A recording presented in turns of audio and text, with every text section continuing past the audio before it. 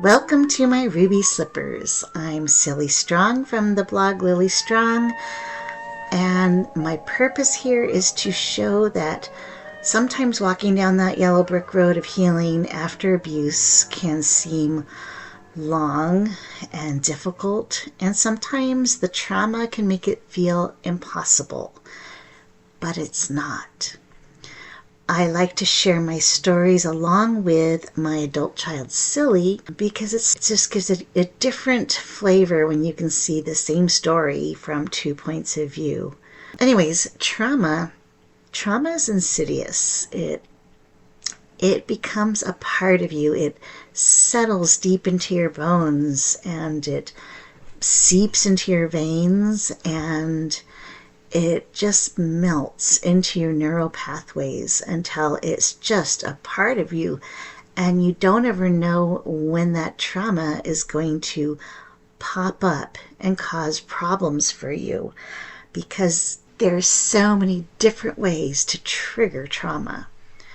Last time we talked about how we both ran away from home in our different ways. I never returned, and I doubt that I ever will. Which is odd because, yes, I walked away from a house full of my belongings, left with 2 suitcases, and I've never been back. I just know returning to that toxic environment would bring about all sorts of trauma. So I stay away. But Cilly has returned to the scene of our abuse. So I'm kind of interested in knowing how you feel your trauma was affected by that visit. People talk about how a smell can bring back a lot of trauma and stuff. Yeah. A place does that too, Yeah. Absolutely. Oh, yeah. So after I ran away, I was staying at my friend's mom's house for a few months during the summer, and I don't remember where they were going, but my dad and my grandma, who lived in my house, they going on a trip. And so my dad asked me to come over just to take care of the cats while they were gone. So I just remember I went back.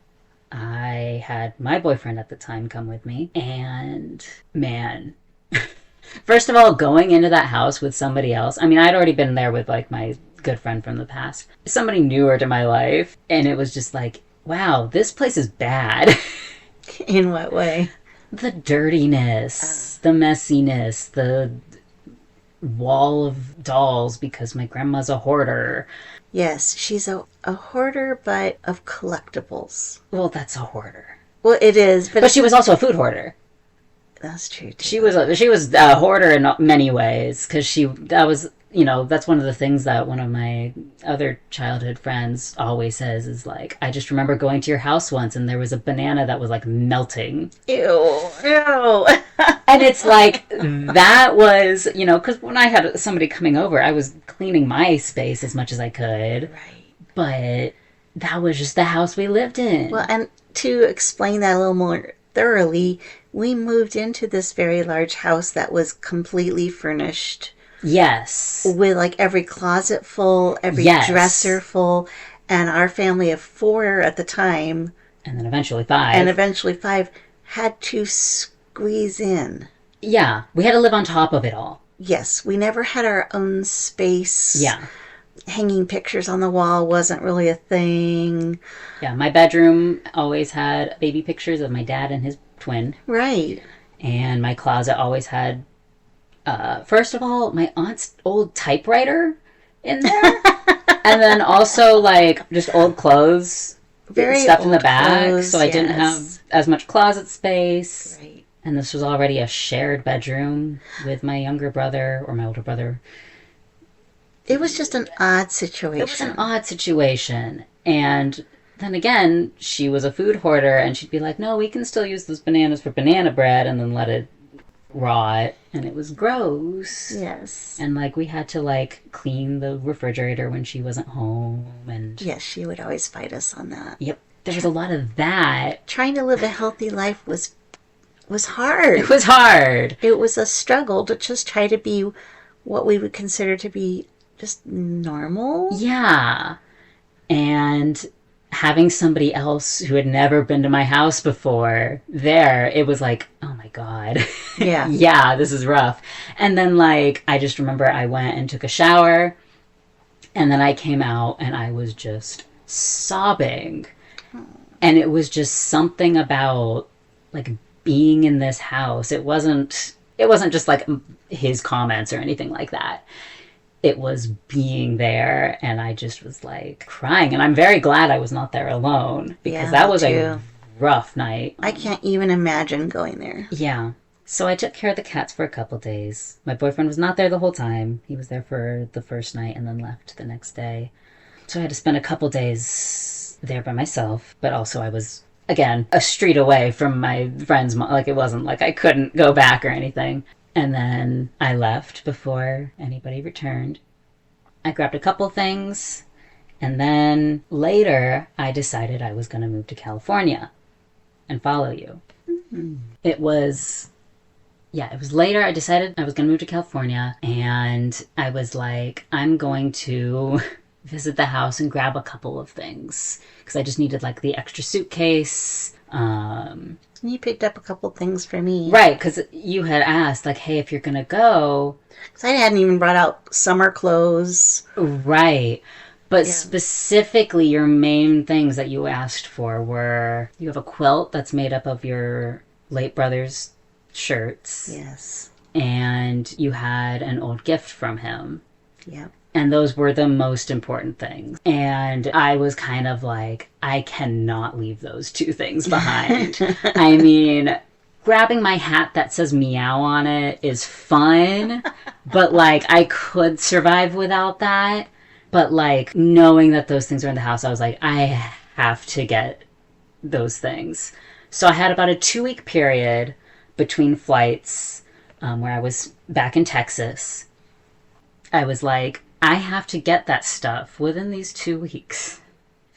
I know that my dad goes out to play board games on Saturdays, which we've talked about before. Oh, you mean he wasn't working all day? I know. Shocking.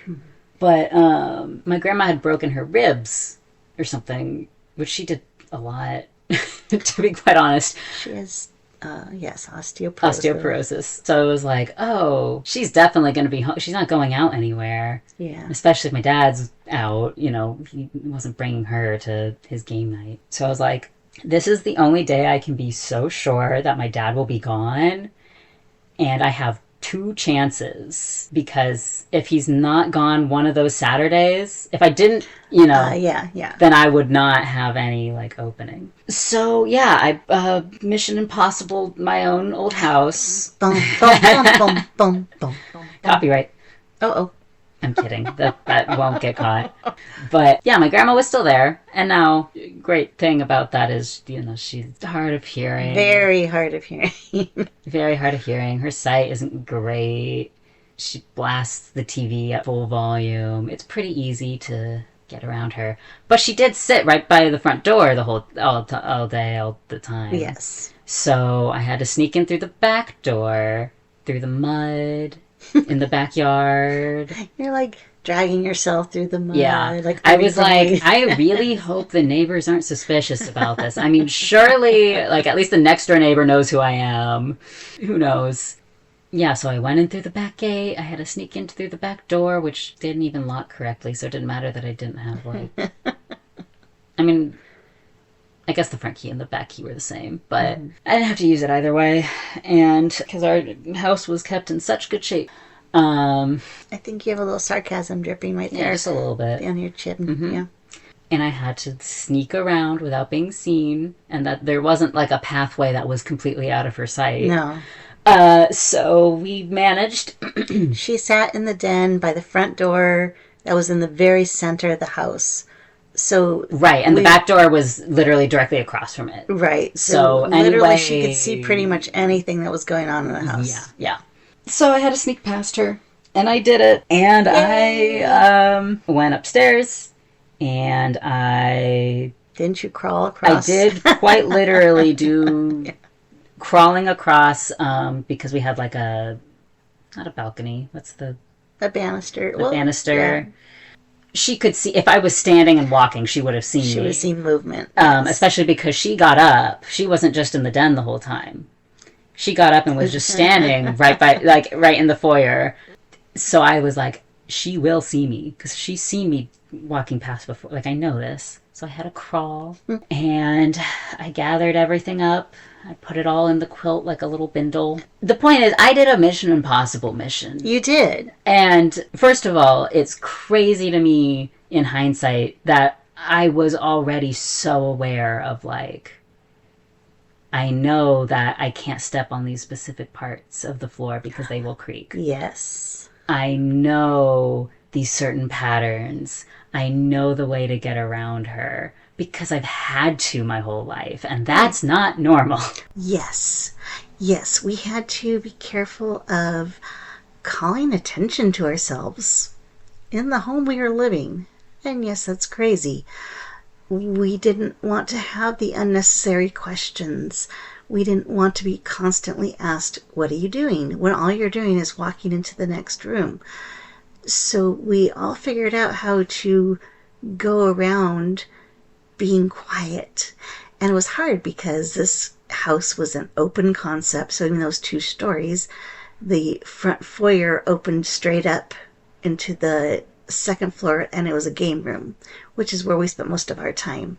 But down in the first floor on the den, that's where your grandma sat all the time, and she could see everything that was going on upstairs. So if we wanted to walk across the game room or through the game room or just go into the game room, we figured out how to, like, follow a really strange path that would take us out of the eyesight. Or we also figured out how to tippy toe so that we didn't step on any creaky floorboards. So yeah, I totally admit there were a lot of times that I crawled across the floor. We all had this knowledge built up of how to maneuver through a house without being seen, kind of like we were, I don't know, a bunch of ninjas in training. At the same time, even though I had that prior knowledge, like, I'm not like a daredevil. No. No, I mean, I remember I was in, like, elementary school or whatever, and I cried about the zip line. I was so scared to go on the zip line, but then I cried because I really wanted to do the zip line, but I was too scared. And then I did it, but, like, that's just how I am. I'm not...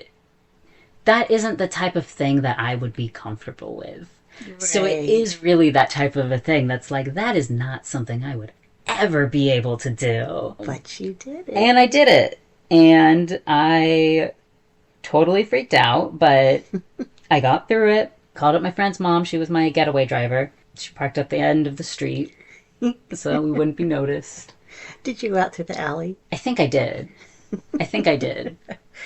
It was truly a Mission Impossible, and you made it possible. And I made it possible. Again, really easy with that woman, but literally I didn't close the door all the way, the back door, because it would slam shut. You had to kind of slam it shut. Yes. So I was like, that's so likely to catch her attention. She noticed that it was open and just shut it. And I'm like, how are you not, like, more worried that the back door is slightly open? Right. I mean, it was, like, mostly closed. It just wasn't closed all the way. Anyways, so... But I'm so impressed. I don't know if I would have had the guts to even go in. Because I think I'd be overwhelmed. Again, I knew I had to grab those things for you. And I appreciate that. You know, it sounds like I'm being sweet, but I know that if I had something like that important to me, you probably would. Yeah.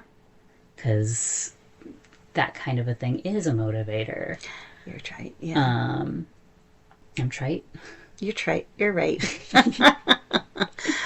When I was working up the courage to leave... I had lots of people encouraging me. Yeah. And there were 2 therapists in particular who had told me, have a bag packed. Yeah. And be ready to go because you just don't know how he's going to react in this situation as things were coming to light, truths were being revealed, and he was faced with the prospect of losing his wife, cook, chauffeur, house Yeah. cleaner, a sexual slave. I mean, everything, Yeah. And caregiver for his mom. Right. Yeah. And there was just no way of telling that this person who was, to be fair, never really been violent physically, you just don't know how anyone's really going to act when they're met with something Yeah. incredibly new. Yeah. So I had already gathered my birth certificate and Yeah. social security number and those very important things. So I had those, but I didn't have time to think about like the quilt. Yeah. That's so meaningful to me. Right. Right. So I'm so grateful that you did have that. You are welcome. Yeah, it would really be interesting to, I don't want to ever go back there, but have somebody walk through with like a camera and show us. Yeah. Just get my older brother to do that. Yeah, because he has been back. Yes. One of the things that I'll say really did empower me about not only being out here, but staying out here and never going back home was an incident that I did share this with you. Once your father did admit to all the cheating, and that could be a whole nother episode all in itself. Yeah. But basically, he had cheated with many different people. I just felt ew. I was like, I don't know any of these people. And it's kind of funny because he acted like he should get special credit for not having an emotional affair. But I was like, ew, what were you bringing home to me? Right. Well, and first of all, you did get an STD when you were pregnant with my younger brother. I did. This wasn't something that was completely unfounded. Yes. I had an STD and cleared it up with antibiotics. But of course, he freaked out. Yeah. Said, I must have picked it up somewhere. Yeah. And I was so confused by that. I was like, no, I haven't had sex. Pregnant. Right? And he was like, well, it was probably because you got it from a jacuzzi. I had a friend who worked with people that had different diseases. So he somehow BS'd his way into this story of how it was all my fault. Right. Because everything always was. Right. And I even remember saying, well, you have to go to the doctor and get treated as well. Because if I have it, you have it. And he was like, I don't have it. And I'm like, that's not how that works. That's not how it works. And if you don't take care of it, you're going to give it back to me again. Right. And I don't want it. I don't want it. Right. And I'm pregnant. Exactly. So please man up and go take care of this. Yeah. But he had come up with this stupid story of how it was plausible that I had contracted it, and I was just so grateful that he wasn't angry with me anymore over something that wasn't my fault, that I let it slide, which in hindsight, it's stupid. But I was pregnant with my third baby, and I honestly didn't want to uncover anything unpleasant. Right. I can see that now. Yeah. I didn't believe him. I didn't trust him. But he was no longer angry with me. Yes. And things were calm. Yes.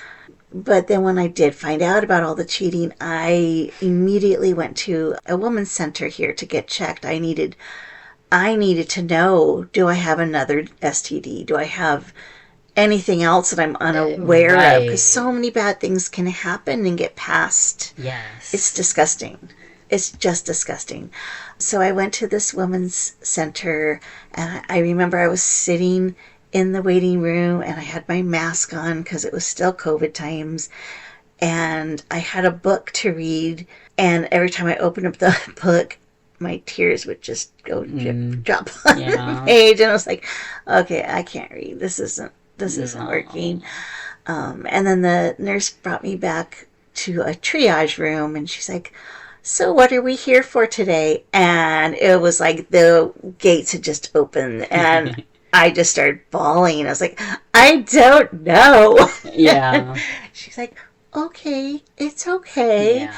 She hugged me. She's like, So explain to me what you thought you needed to come here for. I'm like, he's just been cheating on me and I just Yeah. need testing. And she was like, okay, I get it. I understand. Yeah. And the first thing she said was, the hard part's done. You left. Yeah.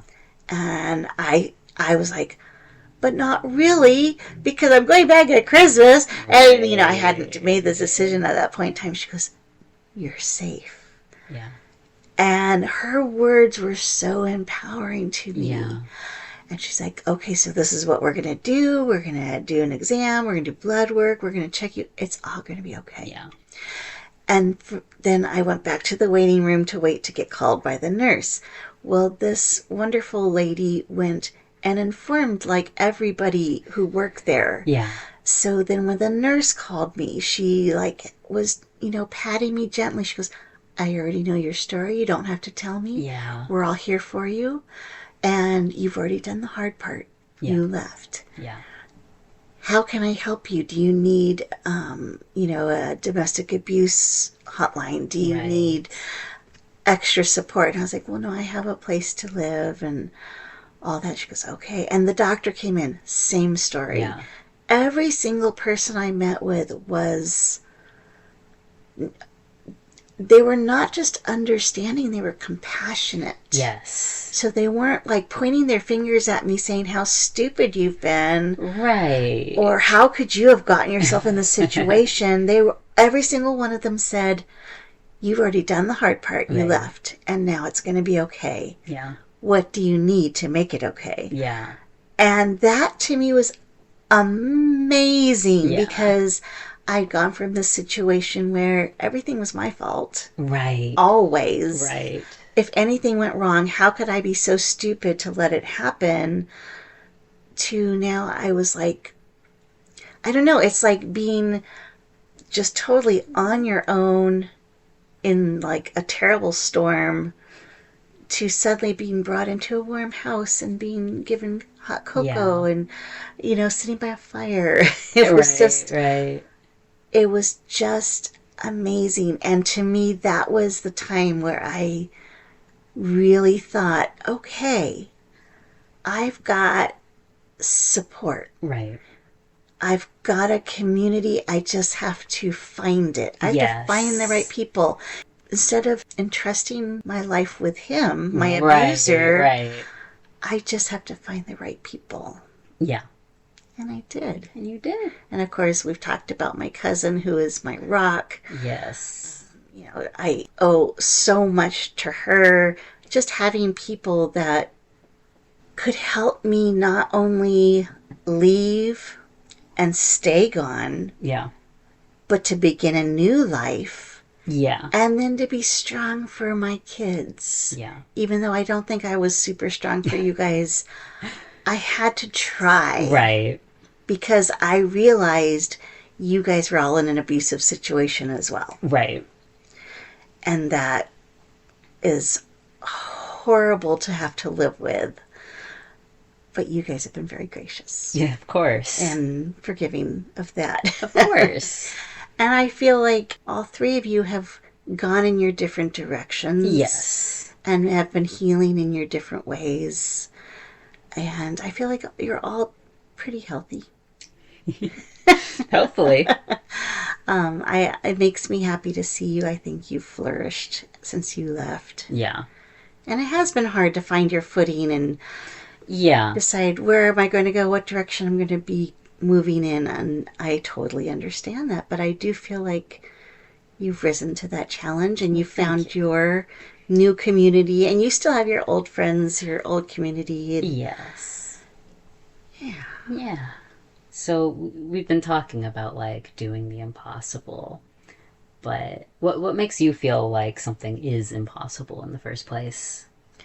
I would say at first, anything I didn't have permission to do felt impossible. Yeah. All of my behavior had been dictated and directed for so long that I kind of needed that woman center to tell me You already did something that's super hard. Right. It's going to be okay. Yeah. And I hadn't filed for divorce. I mean, all of that seems so impossible. And just to kind of quickly go over some of this, I ended up being able to file for divorce all on my own because we were living in below poverty. So right. I couldn't afford to get a divorce. And so you couldn't go to like court. I couldn't get a lawyer. Yeah, right. yeah. So I figured out how to do all the paperwork myself. Yep. And was able to do the impossible. Yeah. I just needed somebody to say, yeah, you can do it. Yeah. Yeah. I feel like, I mean, again, I've already said I'm so bad about like wanting permission for everything. Yeah. Well, I will let our listeners know. I dyed my hair without permission. I'm so proud of you. That was cute. So I've done. Thank you. I've done something that my mom approves of. So now I have to find something that you don't approve of to do without permission. There's really not much it's really I'm going to disapprove of. You can get piercings and tats. And yeah, I don't think there's anything I could do that you would disapprove of that I would actually want. Even though you have said that probably all my life. It's not inherent. Well, because we had our abuser constantly saying we needed his approval for every little thing. Correct. Even he didn't want us cutting our hair. He thought girls should have long hair. Oh my gosh, we're sounding like one of these cult documentaries that I like to watch. Yeah, I mean, but it is always really funny to me because like his mom had short hair. Right. And you had short hair and it always looked cute on you when you would cut your hair short. And he liked, like he would always tell me I look good. Yeah, but he wanted me to have my hair long. I see. That's dumb. Girls should have long hair. Just hearing that out loud sounds so stupid. It's so... why? Well, and then, when it's my husband and he's saying, oh, you look pretty like this. Well, of course I'm going to want to look pretty to my husband. Of course. Well, my husband's to say, you're pretty no matter what. Yes. That's where the difference is. Yeah. So do you feel like it's impossible to do something if you don't have permission? It's definitely still like an obstacle. I mean, I, again, have been trying to practice with it and trying to get better. I just remember, and this is going to sound a little nerdy because it is, but there was a post that I saw online that was kind of like, so it turns out you can customize your life by making decisions about what you do. What? And like, it sounds so like silly and basic, but it is so not inherent to the way that I do anything. I mean, I went to college to get an education degree because anything else would be risky. This is a solid job, and that's one of the things I was always told was that I'm good with children and that I'm smart. Sounds familiar. Right. And, there's multiple educators in our family. I went and I got the degree, and it was clearly like, I was talking about this with my therapist yesterday, which is probably why it's on my mind. But there was a professor I had who I went in to talk about my disability accommodations. I had some like extra excused absences, basically. And I was in there to negotiate that with her, and she was like, I can give you this, but this is not necessarily going to work when you're going into student teaching. Right. And like, obviously that's not great if we're, it's a realistic point of view that it sucks that it's true that somebody disabled can't. Having been a teacher, it's really difficult to not be able to go to the bathroom anytime you want. It's very difficult. And to eat only during your assigned time. Right. And like, it's not a job where you can just be absent willy-nilly. Right. Especially now more than ever, there's like a shortage of substitute teachers, and those are real kids in the classroom that are, right. Even if you do get a substitute, that's never as good as having like consistent instruction. And, it's really funny because the same professor then hired me to work for her because I was really good at phonics. But it was one of those scenarios where I was kind of like, just kind of upset because I was like, but this is the track I'm supposed to be on and I can't deviate off of it. I'm supposed to do this education degree. I totally believe that people could change their majors and that's fine. But you couldn't. But what else would I have done? Anything? You want to get, you know, a husband and 2 kids and a dog and a suburban house, and that's living wonderfully. But then, like, you know, we live here now and it's a great place, but it's definitely not like the quiet suburbs with the big house and the backyard and blah blah blah. And I love it here because, like, I'm like connected with the neighbors here. Oh yeah. Like, I know people around here and I talk to people, and that's so much like better of a life to me. It is, yeah. But we've always been told that this is the dream you should pursue. Right. There's this ideal. And I think even more impossible than deviating from it is wanting to deviate from it. Ooh, yeah. Because it's like... Because some people deviate just because they have no other options. Exactly. But if you're choosing to, that's very different. Yeah, and I think the same thing, you know, it's like, you know, you've chosen to kind of live single with a kid, and then me also kind of floating around here. But, like, you know, you have a boyfriend now, and y'all have a good relationship, but you didn't go into the, like... You didn't go into dating like, I need to find a husband. No. I definitely would rather be alone than have anything like that again. Yep. And I did, when I started dating, I did date a few people that were like, if you married me, you would never have to work again. And I could see how it was going right back into that slavery role. Yes. And I was like, no. Nope. People look down upon that, you know, the old woman living alone with her cats. And it's like, that sounds fine. I know. If she can afford it, good for her. That's right. That's right. It's finding what makes you not just happy, but flourish. Yeah. And really live. Yeah. And I mean, obviously, there's a lot of that going on with being gay, and like, you know, I've chosen to want to look the way I do, and that is, it's difficult, but but not impossible. But it can make it feel like it's impossible when you're not even supposed to want to do it. So whether it's healing after betrayal, walking into a woman's center for the first time, staying on the quote-unquote safe path because you're scared to stray, or choosing how to present your identity in a world full of assumptions, the impossible starts to feel possible when we stop believing we have to want something just because we were told we should.